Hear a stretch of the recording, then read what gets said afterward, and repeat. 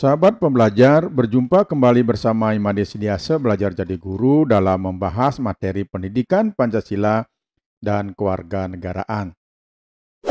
Pertemuan kita kali ini kita akan membahas materi kelas 8 bab 5, Sumpah Pemuda dalam Bingkai Bhinneka Tunggal Ika. Ada 3 subpokok bahasan dalam bab 5 ini. Subpokok bahasan A, arti dan makna Sumpah Pemuda dalam perjuangan kemerdekaan Republik Indonesia. Subpokok bahasan B, memaknai semangat kejuangan pemuda dalam perjuangan kemerdekaan Republik Indonesia. Dan subpokok bahasan C, nilai semangat Sumpah Pemuda masa sekarang. Perubahan suatu negara di berbagai belahan dunia banyak dipelopori oleh para pemudanya. Negara Kesatuan Republik Indonesia pun lahir karena dipertegas oleh sikap dan komitmen pemuda untuk berbangsa satu dan bertanah air satu, yaitu Indonesia. Nah, komitmen ini diikrarkan oleh para pemuda dalam Sumpah Pemuda 28 Oktober 1928.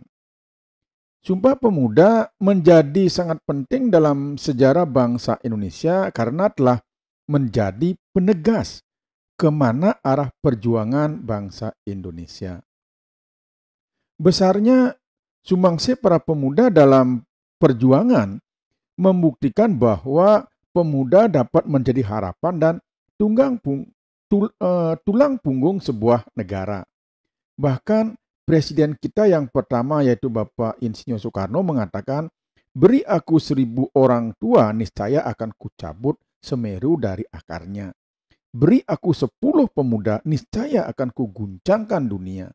Artinya bahwa 1000 orang tua hanya mampu mencabut Gunung Semeru dari akarnya, tetapi hanya 10 pemuda saja mampu mengguncangkan dunia. Nah, begitu besarnya peran pemuda, termasuk peran pemuda Indonesia dalam mencapai kemerdekaan, sepatutnya dipahami oleh kita sebagai generasi penerus bangsa. Nah, dalam bab ini saya akan mengajak sahabat pembelajar untuk mempelajari dan membangun komitmen terhadap Sumpah Pemuda, dengan harapan sahabat pembelajar dapat menjadi generasi penerus yang selalu menggelorakan semangat Sumpah Pemuda dalam kehidupan sehari-hari. Baiklah, kita akan coba mulai membahas dari sub pokok bahasan yang pertama, yaitu arti dan makna Sumpah Pemuda dalam perjuangan kemerdekaan Republik Indonesia. Kita mulai membahas peran perjuangan pemuda dalam organisasi kepemudaan. Peristiwa sejarah Sumpah Pemuda ini merupakan suatu pengakuan dari pemuda-pemudi Indonesia yang mengikrarkan satu tanah air, satu bangsa, dan satu bahasa, yaitu Indonesia. Sumpah Pemuda ini dibacakan pada tanggal 28 Oktober 1928 ini merupakan hasil rumusan dari kerapatan pemuda-pemudi atau yang sering kita kenal dengan istilah Kongres Pemuda II Indonesia, yang sampai saat ini setiap tahunnya kita peringati sebagai Hari Sumpah Pemuda, yaitu setiap tanggal 28 Oktober.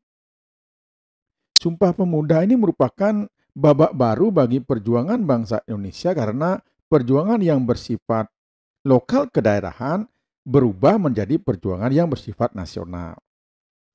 Para pemuda menyadari bahwa perjuangan yang bersifat lokal ini akan selalu sia-sia. Hanya dengan persatuan dan kesatuan maka cita-cita kemerdekaan ini dapat diraih. Pada tahun 1908, bangsa Indonesia sudah mulai bangkit. Yang pada bab sebelumnya kita sudah membahas bahwa kebangkitan bangsa Indonesia itu ditandai dengan berdirinya Budi Utomo. Nah, berdirinya Budi Utomo ini mendorong bermunculannya organisasi pemuda selanjutnya. Kita mulai membahas dari yang pertama, yaitu Trikorodarmo. Trikorodarmo ini didirikan oleh Raden Satiman Wiryo Sanjoyo dan kawan-kawan di Gedung Stovia Jakarta tahun 1915. Trikorodarmo inilah merupakan cikal bakal nanti berdirinya Yong Java. Ada 3 visi dari Trikorodarmo, yaitu Sakti, Budi, dan Bakti.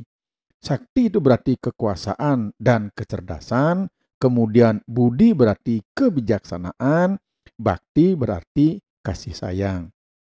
Kemudian ada 3 tujuan juga yang dimiliki oleh Trikorodarmo. Yang pertama, mempererat tali persaudaraan antar siswa-siswi Bumi Putra pada sekolah menengah dan kejuruan. Yang kedua, menambah pengetahuan umum bagi anggotanya. Yang ketiga, meningkatkan dan mempertajam peranan untuk segala bahasa dan budaya. Nah, dalam kongres pertamanya di Solo tanggal 12 Juni 1918, Trikorodarmo mengubah namanya menjadi Yong Java. Bukan hanya namanya aja yang diubah, termasuk haluan organisasinya pun diubah. Sebelumnya organisasi Trikorodarmo inilah organisasi non-politik, setelah diubah menjadi organisasi politik. Kemudian yang kedua kita bahas adalah Yong Sumatranan Bond. Yong Sumatranan Bond ini adalah merupakan organisasi kepemudaan Persatuan Pemuda Pelajar Sumatera atau biasa disebut dengan Yong Sumatranan Bond. Yong Sumatranan Bond ini didirikan pada tahun 1917 di Jakarta. Pada kongres ketiganya, Yong Sumatranan Bond ini melontarkan pemikiran dari Muhammad Yamin, yaitu menganjurkan agar penduduk Nusantara ini menggunakan bahasa Melayu sebagai bahasa pengantar.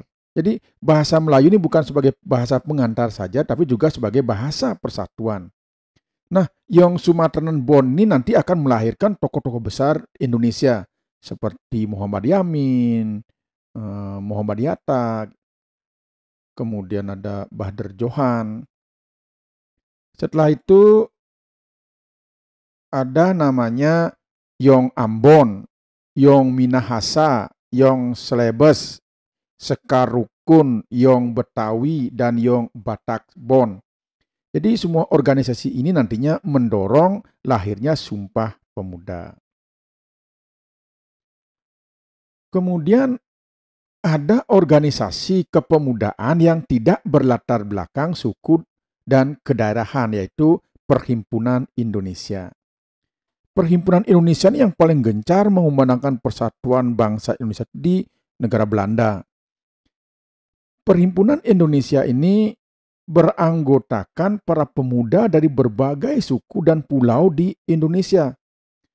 Lahirnya daripada organisasi pemuda dan adanya keinginan pemuda untuk bersatu, maka para pemuda menghimpun dirinya dalam Kongres Pemuda. Pada tahun 1926, berbagai organisasi kepemudaan kemudian menyelenggarakan Kongres Pemuda yang pertama di Yogyakarta. Kongres Pemuda pertama ini telah menunjukkan adanya kekuatan untuk membangun persatuan dari seluruh organisasi pemuda yang ada di Indonesia. Kongres Pemuda yang pertama ini berhasil merumuskan dasar-dasar pemikiran bersama, yaitu melahirkan 2 kesepakatan. Yang pertama adalah cita-cita Indonesia merdeka menjadi cita-cita semua pemuda Indonesia. Kemudian yang kedua, semua perkumpulan pemuda berdaya upaya menggalang persatuan organisasi pemuda dalam satu wadah. Nah, hasil kesepakatan ini mampu meningkatkan kemajuan yang mendukung arti pentingnya persatuan dan kesatuan antar pemuda. Baiklah, sahabat pembelajar, demikian yang bisa kita bahas pada pertemuan kita kali ini. Nanti pertemuan berikutnya kita akan melanjutkan arti dan makna Sumpah Pemuda dalam perjuangan kemerdekaan Republik Indonesia. Semoga apa yang sudah kita bahas pada pertemuan kali ini ada manfaatnya. Terima kasih.